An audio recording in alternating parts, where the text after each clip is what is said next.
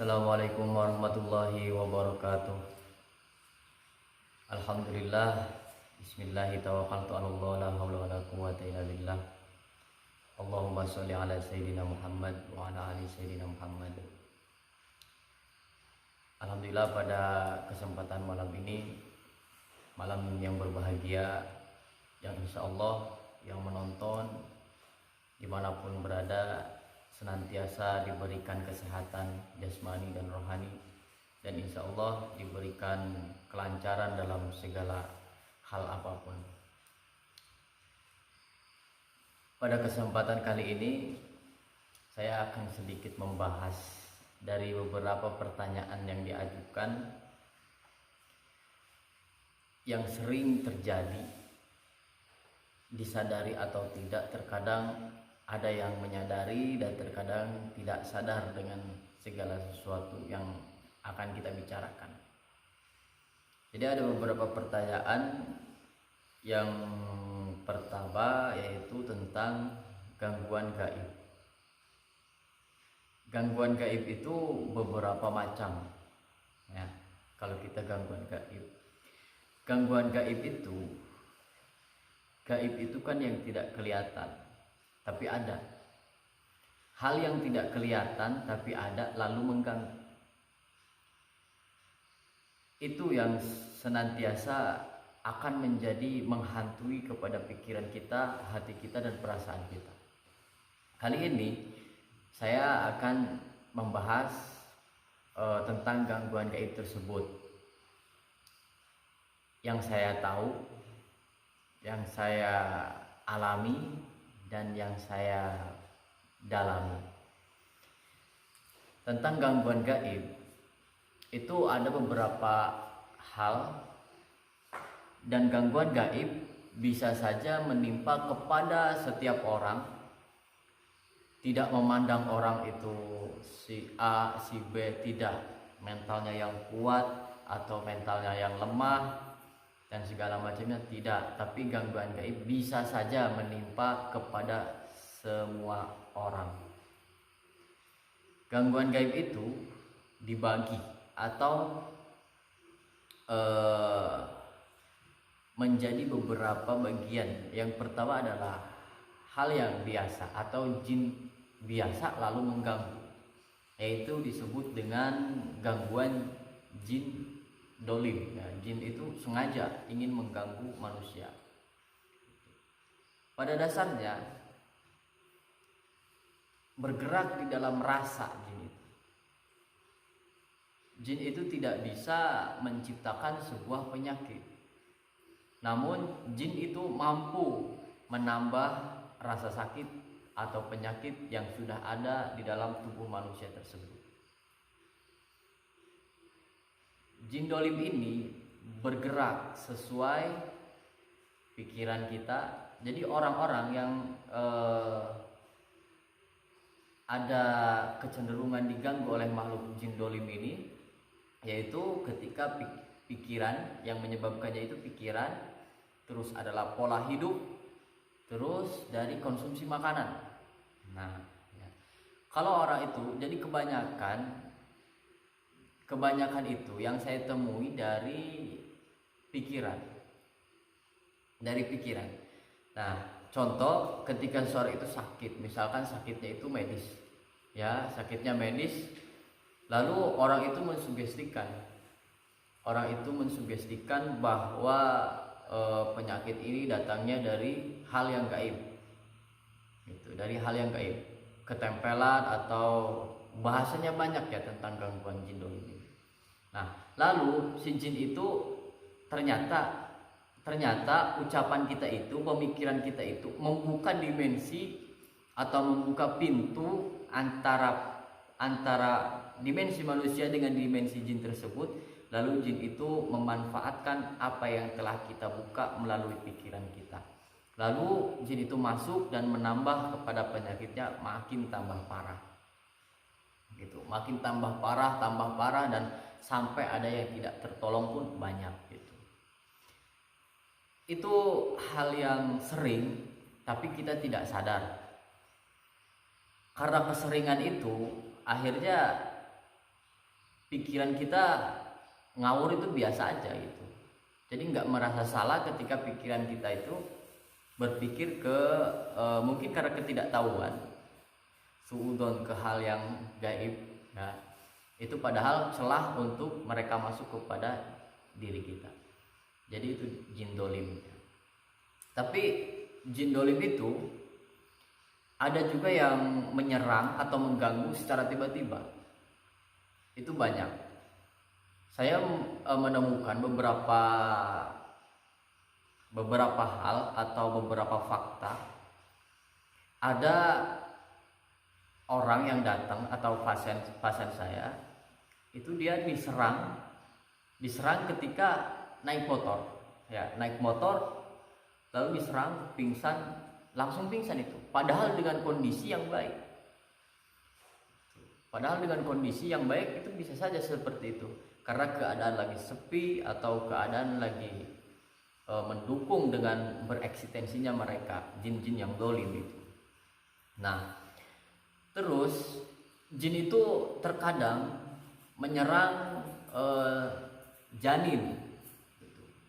Jadi ini bukan omong kosong ya. Janin hilang. Jadi makhluk jin juga suka itu ngambil janin orang itu. Jadi banyak faktornya itu ya. Jadi banyak buktinya. Kalau dipikir secara nalar kita itu memang nggak masuk akal, tapi ada.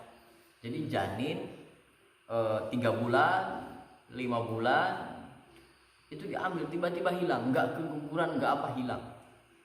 Itu ada. Jin yang dolim itu mampu untuk mengambil atau mengganggu manusia kapasitasnya ya, dengan kapasitas mereka itu. Jadi mampunya segimana mengganggu manusia, yaitu mereka lakukan. Seperti itu. Jadi ada, bukan omong kosong ya, bukan hanya ucapan atau halusinasi biasa ketika jin ngambil janin, itu ada. Itu. Saya beberapa hal pernah menemui kasus seperti itu. Mungkin satu kali saya pernah menemui kasus itu. Itu sih bayinya hilang, gitu. Bayinya hilang. Ya itulah penyakit di Indonesia itu aneh-aneh gitu. Mungkin di luar negeri nggak ada itu, tapi kalau di Indonesia beragam jenis. Gitu. Makhluk gaibnya pun hantu-hantunya banyak dari mulai kuyang, terus macamnya banyak ya. Mungkin itu dari kolaborasi antara manusia dengan makhluk jin ya, untuk mengambil ilmu tertentu gitu, seperti halnya teluh atau jin banaspati seperti itu. Itu kan ada yang berkolaborasi dengan ilmu seperti itu. Nah, jadi kembali lagi, jin yang dolim itu dapat menimpa siapa saja, tidak mengenal umur, tidak mengenal laki-laki atau perempuan, tidak mengenal status dan lain-lain. Itu sering atau mengganggu manusia tersebut. Itu pertama lewat pikiran kita itu. Terkadang sering kita itu berimajinasi bahwa di suatu tempat itu ada makhluk gaib. Kita berimajinasi, lama kelamaan ya jin itu masuklah di tempat itu. Karena kan lewat celah pikiran kita sugestikan, kita halusinasikan, lalu dia memanfaatkan celah tersebut, lalu ada dan disebut angkerlah tempat tersebut. Nah itu, jadi pikiran kita harus tetap dijaga positif. Kita itu hanya dianjurkan atau diperintahkan, diwajibkan untuk percaya keberadaan hal gaib, tidak untuk berhalusinasi tentang gaib, tidak untuk mensugestikan hal gaib. Seperti itu. Ya, jadi itu melalui pikiran kita. Itu bisa lewat imajinasi kita atau lewat pemikiran yang suudon kita terhadap hal-hal yang gaib.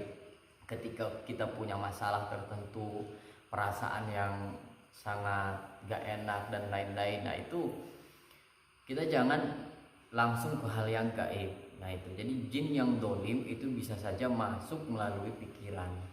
Terus dari pola hidup itu ternyata pola hidup manusia itu terkadang mengundang hal-hal yang tidak baik untuk jin yang ingin mengganggu manusia masuk kepada tubuhnya tersebut, kepada tubuhnya.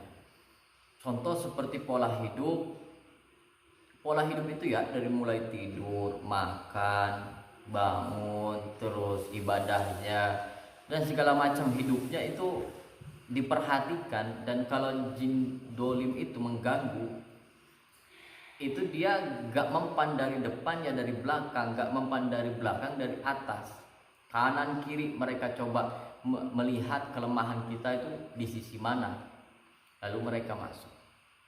Nah, pertama, pola hidup itu dari kebersihan kita. Kebersihan kita, jangan sampai kalau di kamar, misalkan di kamar, jangan sampai pakaian yang udah kotor, bertumpuk-tumpuk lama, terus ada hal-hal yang jorok lah, intinya kehidupannya jorok lah, itu mengganggu makhluk jin. Itu mengganggu, akhirnya makhluk jin itu masuk kepada tempat tersebut. Karena makhluk jin itu atau jin yang dolim itu yang mengganggu sangat suka kepada tempat-tempat yang kotor, yang jorok itu. Apalagi kalau di kamar mandi gitu. Apalagi yang perempuan. Kalau perempuan itu kalau ada rutinitas sebulan sekali haid itu kalau enggak langsung dibersihkan, nah itu mengundang juga. Gitu. Jadi harus langsung dibersihkan dan segala macamnya harus bersih. Ya, bahkan ada anjuran memakai minyak wangi. Nah itu, jadi itu tidak suka dengan wewangian kayak gitu. Atau jin itu kalau yang bau-bau mereka suka gitu kan. Makanannya juga ada di tempat-tempat sampah tulang, nah itu makanan mereka. Terus di comberan itu ya, terus kotoran manusia pun jadi makanan mereka. Jadi hal-hal yang jorok. Jadi pola hidup dari kebersihan, ya, dari kebersihan. Terus pola hidup dari segi amaliyah atau ibadahnya, atau melihat seseorang ibadahnya itu kendor. Jadi terkadang ibadah, terkadang enggak. Nah itu juga mampu untuk membuka pintu jin mengganggu manusia tersebut. Itu celahnya tuh di situ. Jadi celahnya itu ketika manusia itu jarang beribadah kepada Allah, jarang membersihkan dirinya itu. Akhirnya hatinya gelap, pikirannya semeraut kan itu. Akhirnya dan bermula-mula dari aura-aura yang tidak baik, energi-energi yang tidak baik akhirnya masuk. Itu jin-jin yang dolim lah memanfaatkan situasi kondisi seperti itu, akhirnya kita mengalami gejala-gejala tertentu yang dihasilkan oleh jin tersebut. Nah ini pola hidup sangat menentukan itu. Nah kalau kita ke tempat-tempat yang dikatakan angker itu kan itulah, jadi jaga pikirannya itu dari mulai perilakunya ya, ini termasuk ke pola hidup. Jadi perilakunya jangan sembarangan aneh-aneh gitu, jangan nyeleneh ketika di tempat-tempat yang seperti itu. Atau kita di tempat di makom ya, di makom itu kita menduduki makom itu kan itu udah dilarang ya, jangan menduduki makom tersebut. Kalau kita ke pemakaman mengucapkan salam, nah itu ada adab kepada kuburan pun ya, itu ada adabnya gitu. Apalagi kalau udah manusia terus nggak dikuburkan, terus ya dipegang-pegang seperti halnya dihinakan, nah itu tidak boleh ya, itu tidak boleh. Bukan kenapa-kenapa, tapi itu tidak hormat ya, itu kan sama-sama saja manusia itu. Nah itu dari pola hidup, dari mulai tidur ya, tidurnya nggak baca doa, terus bangunnya nggak baca doa. Terus misalkan gini, tidur kayak seperti ketiduran gitu kan. Sekarang banyak tidur tapi suka kayak ketiduran, seperti halnya sampai lupa juga tuh nggak baca doa, nggak sadar bahwa dia itu akan melepaskan sukmanya atau akan mengalami bunga-bunga kematian, yaitu tidur. Seperti itu. Lihat video, apalagi video yang aneh-aneh. ya, atau yang dilarang dari norma-norma agama, kita sampai ketiduran. Nah, itu berbahaya juga, nanti membangun imajinasi kita dan sukma kita tuh yang melayang, atau bunga kematian kita tuh arahnya kemana, dan akan terbiasa seperti itu setiap malam, setiap bangun akhirnya tidurnya tidak terjaga. Seperti itu. Kalau kita sadar tidur dari mulai pola hidup, terus tidur itu memancing atau akan melepaskan sebagian sukma kita. Kita akan tidak sadar loh pada waktu mau tidur itu. Kita itu gak sadar loh, tapi kita nyeleneh pas akan tidur. Tapi kita merasa seakan-akan hal biasa saja.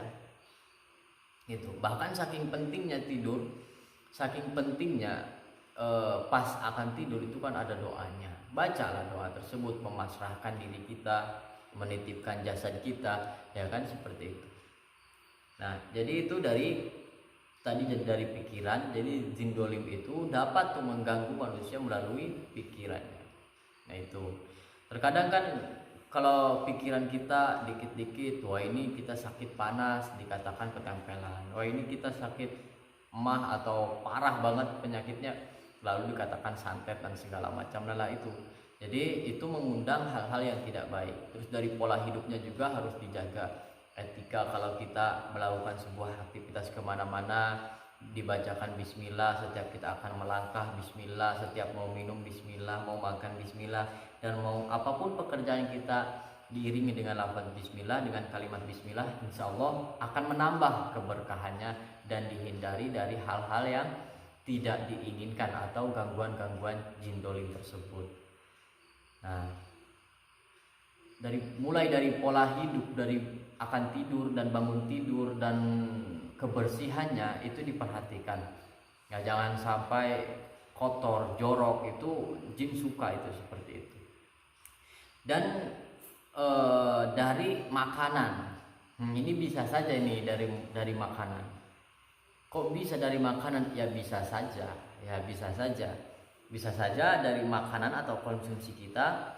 Dari konsumsi memancing atau membuka pintu untuk terjadi gangguan jin dolim terhadap diri kita sendiri, ya, melalui makanan yang haram. Itu bisa, misalkan orang itu meminum khamar atau minuman keras, nah itu dapat memancing atau membuka celah untuk jin dolim itu menyerang kepada tubuh kita. Itu. Jadi makanan-makanan yang haram itu pertama sudah merusak diri kita secara fisik, ya, dan kedua membuka celah untuk bangsa jin untuk masuk dan merusak daleman-daleman orang tersebut. Jadi dari konsumsi minuman atau makanan, ya, dari makanan-makanan yang haram atau makanan-makanan yang sifatnya tidak barokah, tidak dibacain doa dulu, tidak berterima kasih kepada Allah dulu, tidak mensyukuri segala sesuatu hal makanan, ya. Dan terus zaman sekarang itu banyak makanan yang memang tidak barokah, gitu, tidak barokah. Makanan enak-enak, cuman ya terkadang itu memancing, kadang dari bahan-bahan yang terlarang dan segala macamnya. Dan terkadang kalau makanan-makanan dari pasar itu sudah dilihat orang yang ingin membeli tapi tidak mampu, nah itu kan makanan tersebut sudah tidak barokah dan lain-lainnya. Nah, jadi makanan zaman sekarang sudah tidak alami. Maka dari itu, jadi kita harus menjaga apa yang akan kita konsumsi dengan membaca bismillah, doa mau makan itu bismillah sebelum minum dan sesudah minum alhamdulillah. Jadi itu membantu untuk kesehatan tubuh kita, juga berpengaruh untuk kesehatan tubuh kita, terus untuk menjaga dari hal-hal yang tidak kita inginkan, dari jin-jin yang dolim atau gangguan-gangguan, ya. Dan juga sering terjadi jin dolim itu masuk ke tubuh kita, atau hal yang mampu membuka celah untuk jin dolim itu masuk, yaitu dengan perasaan atau konsumsi hati kita yang tidak baik. Contoh, kita terlalu berambisi, terlalu berkeinginan, atau kita memecahkan sesuatu masalah dengan emosional yang terlalu tinggi, dengan emosional yang sangat dahsyat, nah itu akan memancing jin itu masuk. Akhirnya kita tidak sadar di situ, kita tidak sadar membuka celah untuk jin dolim masuk gitu. Nah banyak juga ini dari konsumsi hati yang tidak baik. Terkadang kita sombong atau suudzon terhadap orang lain, atau gibah tuh ya, yang selalu gibah-gibah itu mereka perasaannya atau hatinya, pikirannya sedang dipermainkan oleh makhluk-makhluk seperti itu, oleh setan-setan, oleh jin-jin itu. Jadi asik aja tuh, padahal dia tahu gibah itu tidak boleh, tapi dia melakukan dengan begitu mesranya itu, ngomongin orang terus sampai nggak ingat waktu dan lain-lain. Nah itu dia sedang dipermainkan oleh bangsa-bangsa jin atau setan. Seperti itu. Nah, dari perjalanan kehidupan itu tidak jauh kita menggunakan pikiran, hati dan perasaan, dan juga pola hidup. Dan itu mampu membuka celah untuk makhluk jin mengganggu manusia. Apalagi dari kita bahas tadi dari hati dan perasaan. Nah, itu bisa melalui emosional kita atau rasa-rasa suudzon dan segala macam. Nah hal-hal yang jelek itu mampu masuk bangsa-bangsa jin yang dolim untuk merusak tubuh kita. Akhirnya kita kan berpikir bahwa oh ini ya kiriman santet, padahal dia sendiri yang memancing. Itu terkadang banyak ya, bahkan banyak orang gangguannya non medis tapi dia nggak kena santet. Itu banyak, nggak kena sihir tapi dia gangguannya non medis, banyak itu. Nah kita telusuri, ternyata ini dari gangguan jin biasa. Jadi jin dolim itu ternyata dirinya sendiri yang mengundang untuk jin tersebut masuk itu. Jadi kalau orang salah melihat, dan mungkin kan di tubuhnya ada jin, ada orang sakit, tapi dia pikirannya, hati, perasaannya dan pola hidupnya nggak baik. Nah terus dia dibawa ke tempat praktisi atau dukun dan dia mengatakan wah ya ini kiriman santet. Nah itu makin membesarlah ya pikiran kita ini, wah iya berarti kita kena santet. Jadi itu melebar lagi tuh, suudzon lagi kepada tetangga, misalkan keluarga atau sepupu dan segala macamnya itu. Nah jadi nggak akan pernah selesai kalau seperti itu. Makanya dari itu berhentilah untuk membesar-besarkan sebuah masalah. Ya, ternyata banyak sekali saya temui beberapa orang yang datang, beberapa orang yang konsultasi tentang masalah dirinya itu, saya telusuri itu hanya jin-jin yang dolim, yang sengaja dia, yang tidak sadar orang tersebut yang memancingnya jin dolim itu masuk. Nah, jadi itu gangguan-gangguan jin dan gangguan gaib ya. Yang pertama itu ada jin dolim. Nah, jin dolim itu kalau misalkan kita kemana-mana pun ya, jin dolim itu mampu buat mencelakai atau mencelakai seseorang lagi naik motor terus tiba-tiba ada pikiran yang aneh-aneh. Dan itu ternyata yang memancingnya orang tersebut juga gitu. Dia lagi ngelamun, nah itu kan pikiran juga yang rusak berarti. Itu yang memancing agar jin itu masuk. Akhirnya lagi jalan, pikirannya kemana, berhalusinasi, ada gambaran ini itu, akhirnya dia merasa nabrak dan lain-lainnya dan terjadilah kecelakaan. Karena itu kan kita tidak sadar. Ya, jadi gangguan gaib khususnya dari jin yang dolim itu bisa, diri kita bisa memancing melalui pikiran, terus pola hidup dan konsumsi, dan juga perasaan dan hati kita. Nah jadi itu harus dijaga, dan itu bisa kena siapa saja. Dan apabila sudah terindikasi ada gangguan-gangguan jin, pertama yaitu rasa malas yang berlebihan atau emosional yang berlebihan, apalagi kalau disuruh ibadah itu susah ya.